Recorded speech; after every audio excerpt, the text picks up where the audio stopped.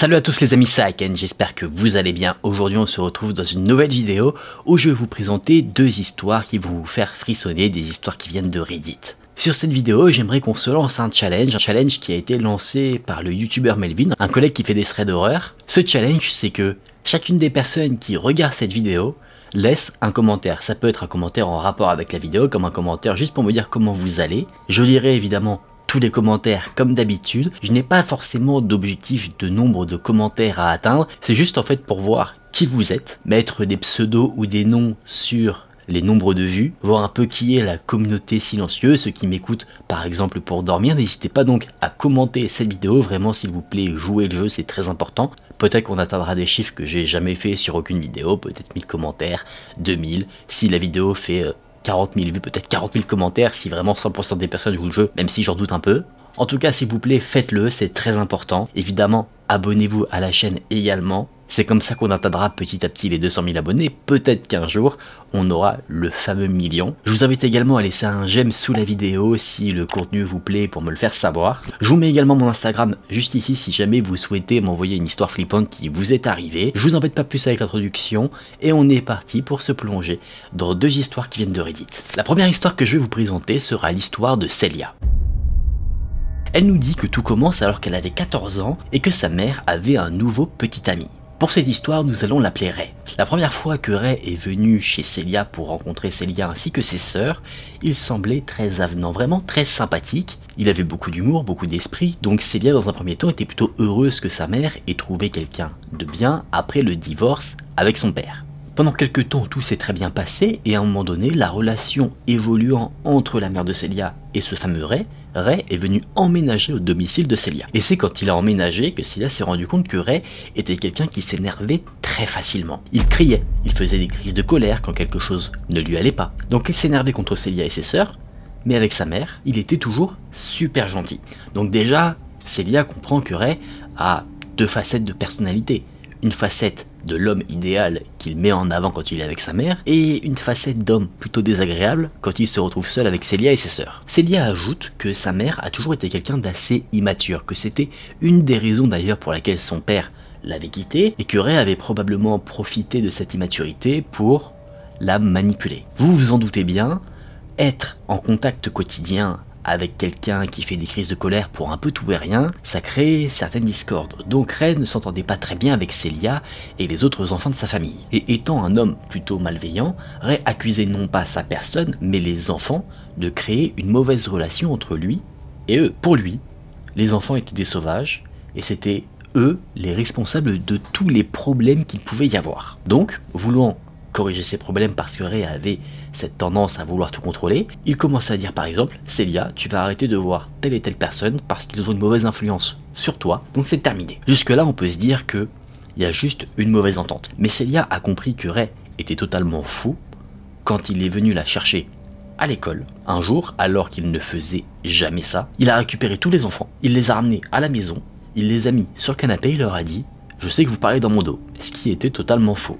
Apparemment, il avait des preuves, et effectivement, il avait bien des preuves, mais les preuves qu'il montre sont des preuves plutôt effrayantes. Ce qu'il ramène, c'est un dictaphone avec un enregistrement, et sur cet enregistrement, on entend bien Celia parler avec sa sœur, et ensemble, elles se plaignent du comportement de Ray. Et Celia n'est pas offusquée par le fait qu'elle ait été prise en train de se plaindre de son beau-père, elle est offusquée parce que son beau-père l'a mise sur écoute sans qu'elle le sache. Évidemment, c'est quelque chose pour Celia qui ne passe pas du tout. Donc elle s'énerve, elle crie sur Ray, elle lui demande pourquoi il l'a mise sur écoute. Il y a une énorme dispute qui s'ensuit et Celia, à ce moment-là, elle en a marre. C'est la goutte d'eau qui a fait déborder le vase. Donc elle appelle sa mère, elle raconte tout, et là sa mère ne fait rien. Elle prend parti pour son beau-père plutôt que pour ses enfants. J'en vois certains, même si on n'est pas en face à face, qui sont assez choqués déjà. Naturellement, cette situation désespère totalement Celia, elle se dit que elle n'a même pas l'appui de sa propre mère, sachant que Ray ne se cache pas de ce qu'il a fait. Quand le sujet vient sur le tapis, lui, il n'a aucun problème à dire ce qu'il a fait, donc il n'y a pas de secret, et la mère est ok avec ça. Néanmoins, Celia arrive à convaincre Ray de retirer tous les éléments d'enregistrement, tous les dictaphones, parce qu'il n'y en avait déjà pas un, il y en avait plusieurs, et pas que dans la chambre de Celia, il y en avait dans la chambre de tous les enfants, mais également dans la maison. Ray a accepté de retirer les dictaphones dans les chambres, mais pas dans le reste de la maison. Le temps a continué un peu à passer, un temps assez pénible pour Celia et les enfants de la famille,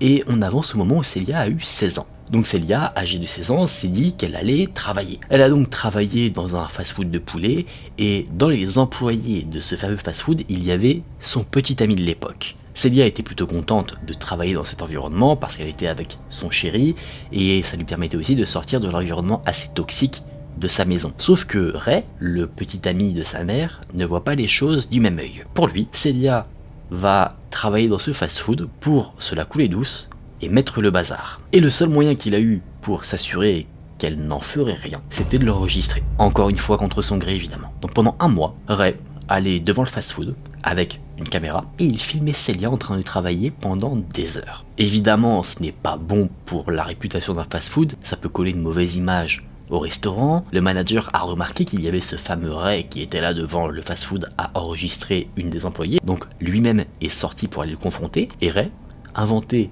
un mensonge pour se sortir de cette situation délicate. Il a dit qu'il était super fier de Celia, et donc il souhaitait immortaliser le moment où elle travaillait en la filmant. Peut-être que vous-même, quand vous aurez des enfants, ou si jamais vous en avez pour ceux qui me regardent, la première fois qu'ils iront travailler, vous serez tellement fiers que vous voudrez aller voir votre enfant quand il va commencer son premier emploi. Si conseil, ne le faites pas parce que ça va le mettre extrêmement mal à l'aise, je le sais parce que je l'ai vécu. Ray, lui, il s'en fout. Mais dans ce contexte-là, dans le contexte de l'histoire, on sait déjà tout ce que Ray a pu faire de par le témoignage de Celia. Donc on sait que ce n'est pas parce qu'il est fier, que c'est juste pour la stalker. Et Ray s'en sortait avec ça.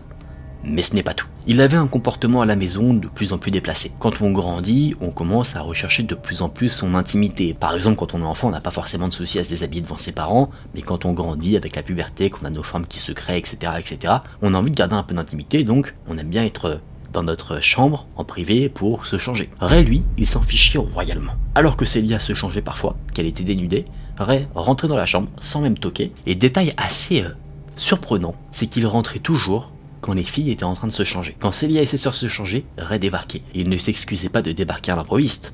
Il disait que c'était la faute des filles s'il lui rentrait, parce que elles auraient dû verrouiller la porte. Donc les filles, en ayant marre, décidaient de se changer en 4e vitesse pour ne pas être confrontées à Ray alors qu'elles étaient en train de se changer. En ayant marre de cette situation, Celia a décidé de partir et d'aller vivre avec son père. Ses sœurs l'ont rejoint un peu plus tard quand elles ont fait la découverte de caméras qui étaient cachées dans leur chambre. Celia s'est confiée à son père de toute cette situation et son père était terriblement énervé. Dans un premier temps, il s'est dit qu'il allait appeler la police, mais finalement, il a décidé de régler le problème lui-même, de faire un face-à-face avec Ray pour le confronter vis-à-vis de son comportement très déplacé vis-à-vis de ses enfants. Il s'est donc rendu au domicile de son ex-femme, là où se trouvait Ray. Il a voulu confronter cet odieux personnage, appeler la police, mais la mère de Celia l'en a dissuadé, et plusieurs fois, le père de Celia faisait le tour du pâté de maison autour de la maison où vivait Ray pour essayer de tomber sur lui et lui faire la peau. Non pas l'assassiner, mais lui remettre les idées en place. Finalement, il ne l'a jamais croisé, donc il ne s'est rien passé, mais Celia, c'est quelque chose qui l'a énormément marqué parce qu'elle n'a jamais vu son père autant en colère de sa vie. Peu de temps après ces événements-là, Ray et la mère de Celia ont rompu. Pour quelque chose qui n'avait rien à voir, c'est-à-dire qu'elle n'a pas décidé de rompre avec Ray parce qu'il mettait des caméras dans la chambre de ses filles, pas du tout, c'est pour totalement autre chose, qui n'est pas du tout en lien avec ça, que leur relation s'est terminée. Après cela, fort heureusement, Celia n'a plus eu jamais affaire à Ray et n'a plus jamais été surveillée par sa personne. C'est là que le témoignage de Celia s'arrête, c'est un témoignage assez fou. On a affaire à un beau-père qui était assez abusif. Il est difficile, même si je pense qu'on peut quand même se pencher vers un aspect, de se dire quelle était la personnalité de Ray vis-à-vis des jeunes. Est-ce que c'était quelqu'un qui était un prédateur de mineurs ou pas? Je pense qu'on peut se dire que oui, mais on peut aussi se dire que Ray était quelqu'un qui était un maniaque du contrôle et que le fait de placer les caméras n'était pas là pour épier par exemple les enfants de la famille de Celia dénudés, mais pour les surveiller. Dites-moi ce que vous en pensez. En tout cas, on ne peut être que heureux que Celia n'ait plus jamais affaire à cet homme.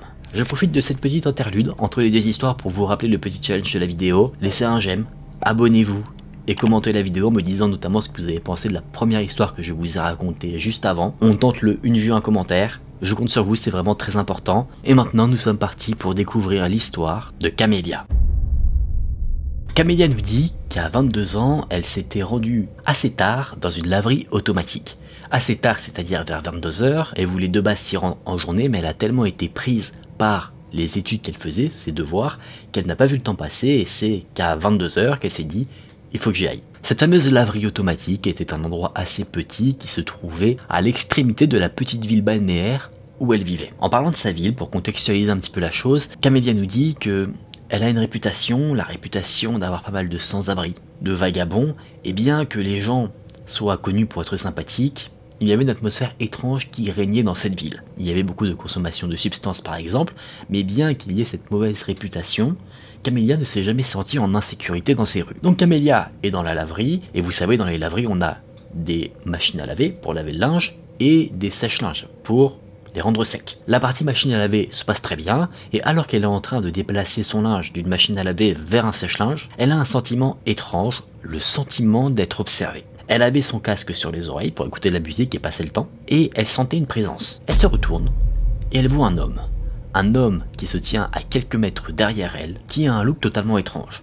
Il a les cheveux roses, un masque qui recouvre tout son visage, une capuche, des gants, il avait des lunettes de soleil, et c'est ce détail-là qui a mis mal à l'aise Camélia instantanément. Elle pense qu'elle a affaire à un vagabond, ou alors à quelqu'un qui a consommé des substances, mais qui en a vraiment abusé. Donc Camélia, pour éviter de s'attirer un quelconque danger, décide de ne rien dire, pour éviter de se mettre dans une situation délicate. Elle essaie donc de détendre l'atmosphère en disant qu'elle a été surprise de voir l'homme, et l'homme immédiatement commence à parler à Camélia. Mais il lui fait pas la conversation, il lui dit des phrases qui n'ont aucun sens et qui n'ont aucun lien entre elles. Il disait par exemple qu'il venait du Brésil pour apporter de l'argent à son frère qui devait s'acheter une voiture. Et il posait aussi beaucoup de questions. Donc Camélia s'est dit à ce moment-là qu'elle allait jouer le jeu, elle répond aux questions, et Camélia, alors qu'elle parle, elle se rend compte d'une chose. C'est que l'homme se tient devant la porte de la laverie automatique, mais vraiment juste devant. C'est-à-dire qu'on ne peut pas accéder à la sortie, et c'est la seule sortie qu'il y a. Camélia pense que l'homme n'était pas là sans le faire exprès, elle pense qu'il était là pour bloquer la sortie. Elle est donc très mal à l'aise. Elle essaye de faire passer le moment rapidement en jouant le jeu, et elle se dit que l'homme va partir tout seul. Et alors qu'elle est en train de converser, l'homme, doucement, commence à s'avancer vers elle. Et à chaque pas que l'homme fait vers Camélia, son malaise augmente. Camélia essaye de s'en aller, sans créer une situation de conflit, c'est-à-dire qu'elle commence à se décaler sur le côté pour marcher doucement vers la sortie, mais l'homme, qui s'était du coup un peu éloigné de la porte, se décale pour encore une fois faire face à Camélia et l'empêcher de passer. Ça crée un signal d'alarme dans la tête de Camélia, donc elle prend rapidement ses clés de maison et elle les tient comme un couteau pour pouvoir se défendre si jamais quelque chose se passe. L'homme se tenait à côté de certains sèche-linges et il avait un sac à dos. Il a retiré son sac à dos, et ce sac à dos était très creepy pour un homme. C'était un sac à dos pour enfants, qui représentait une licorne. Doucement, l'homme a posé le sac à dos sur un des sèche-linges, et il l'a ouvert. Il a sorti quelque chose, que Camélia n'a pas pu voir, car il le gardait très proche de lui, comme si il ne voulait pas que Camélia voie ce que c'est. Et son objectif était réussi, Camélia n'avait aucune idée de ce que l'homme avait pris dans son sac. Mais le sac étant maintenant ouvert, Camélia arrive à voir ce qu'il y a dans le sac. Et ce qu'elle voit, c'est que l'homme, dans le sac, avait du ruban adhésif. Ça a déclenché un feu dans l'esprit de Camélia. Elle était paniquée, tétanisée, mais elle savait ce qu'elle devait faire. Ce qu'elle devait faire, c'était prendre la fuite. Il n'était plus question de jouer le jeu avec l'homme pour le faire partir. Là, on est sur une affaire de survie. Il faut qu'elle prenne la fuite le plus rapidement possible, qu'il y ait conflit ou pas. Elle essaie de ne pas prendre en compte toutes les pensées qui se trouvent dans sa tête et qui l'empêcheraient d'agir, parce que dans sa tête, elle se dit « il va m'enlever ». Il va abuser de moi, il va me tuer, rien de très rassurant, mais elle essaye d'occulter tout ça pour rester focus sur le moment et agir. Elle nous dit qu'à ce moment-là, avec l'adrénaline de la peur, tout s'est passé au ralenti. C'est-à-dire qu'une seconde, ça durait 5 minutes. Vous avez compris l'idée, l'homme a fait un pas vers Camélia. Camélia, elle, a serré très fort ses clés pour pouvoir s'en servir si jamais un combat était là, sur le point de se présenter. Mais là, ses pensées ont raison d'elle. Bien qu'elle essayait d'en faire abstraction, elle se dit « mais cet homme est plus fort que moi, il va bloquer mon coup si je veux me défendre et c'en sera terminé ». Donc elle se dit « ça y est, ce que je vis là, c'est un cauchemar ». Et alors qu'elle se dit qu'elle est foutue, la porte de la laverie automatique s'ouvre. Une femme rentre dans la laverie automatique, ne calculant pas vraiment la scène qui se tient devant elle, elle se dirige directement vers un des sèche-linges et elle récupère du linge qu'elle avait laissé là. Et l'homme s'est retourné, a pris son sac et il a quitté la laverie automatique. Camélia est restée là, figée pendant quelques minutes, ne comprenant pas la scène qu'elle venait de vivre. Elle a récupéré son linge dès qu'elle a repris ses esprits et elle est partie. Elle n'a pas ensuite signalé l'incident à la police parce qu'il ne s'est rien passé, selon elle en tout cas, mais quelque chose qui ne la rassure pas du tout vis-à-vis de la situation qu'elle a vécue, c'est que l'homme s'est stoppé quand quelqu'un est rentré dans la laverie. Donc elle est persuadée que si personne n'était venu à ce moment-là, quelque chose de grave lui serait arrivé. Depuis ce jour, Camélia ne va plus du tout dans la laverie automatique, donc plus aucune laverie automatique. Elle utilise un service qui lave les vêtements pour elle. Elle paye certes plus cher, mais au moins elle évite des rencontres comme celle qu'elle a faites dans cette laverie automatique. C'est là que le témoignage de Camélia s'arrête. C'est un témoignage horrible de se dire qu'on est face à un danger imminent et qu'on pense ne rien pouvoir faire, ne pas pouvoir se défendre. C'est ce que Camélia a vécu. C'est tout à fait logique que Camélia n'aille plus, je pense, dans les laveries automatiques après ce qu'elle a vécu. Ça crée des traumatismes. On a déjà vu ça dans beaucoup de threads, des phobies qui se créent suite à des événements qui marquent. Les intentions de l'homme, pour moi, étaient assez claires. Faire du mal à Camélia. Qu'est-ce qu'il comptait faire précisément? Ça, j'en ai aucune idée et je ne veux pas le savoir. Si on ne le sait pas, ça veut dire qu'il ne s'est rien passé de néfaste pour Camélia physiquement. C'est ce que je préfère dans les histoires, qu'il ne se passe rien, bien qu'on puisse cogiter sur quelles étaient les réelles intentions de l'homme. On sait qu'elles étaient malsaines, ça suffit. Et voilà les amis, on en a fini pour ces deux histoires. J'espère qu'elles vous ont plu, qu'elles vous ont apporté quelques frissons. Peut-être que certains d'entre vous qui utilisent des laveries automatiques n'iront plus, ou alors vous allez éviter d'y aller de nuit. En plus, dans l'histoire de la laverie, il n'était pas super tard, 22 h. Ça reste assez tôt. Fort heureusement, Camélia a été sauvée par le destin, la chance, clairement. Quelqu'un qui rentre au pire moment, qui ne sait même pas ce qui se passe dans la laverie, et juste sa présence permet de sauver Camélia. C'est une histoire incroyable, une chance incroyable, et je suis très content que ça se soit passé comme ça. J'espère que vous avez passé un bon moment devant cette vidéo. Je le rappelle encore une dernière fois, le fameux challenge de commentaires. N'hésitez pas, si vous n'avez pas encore commenté jusqu'à maintenant la vidéo, c'est votre moment. Dites-moi ce que vous en avez pensé, si vous avez aimé ces histoires. N'hésitez également pas à laisser un j'aime sous la vidéo si ce contenu vous a plu. N'hésitez pas à vous abonner si vous voulez plus de contenu. Merci du fond du cœur à chaque fois pour le soutien que vous m'apportez. Je vous remercie sûrement pas assez dans les vidéos, mais c'est vraiment juste incroyable. J'essaie de vous faire honneur en vous proposant de plus en plus de vidéos, de diversifier aussi ce que je vous propose pour vous donner de plus en plus de frissons. J'espère en tout cas que la mission est réussie. Sachez que de mon côté, je vais continuer à travailler de mon côté pour vous proposer des choses qui, je l'espère, vous plairont. Merci à tous ceux qui ont joué le jeu pour ce challenge des commentaires. Merci d'avoir regardé la vidéo jusqu'ici. Je vous dis à très vite dans une prochaine vidéo. C'était Aken. Salut!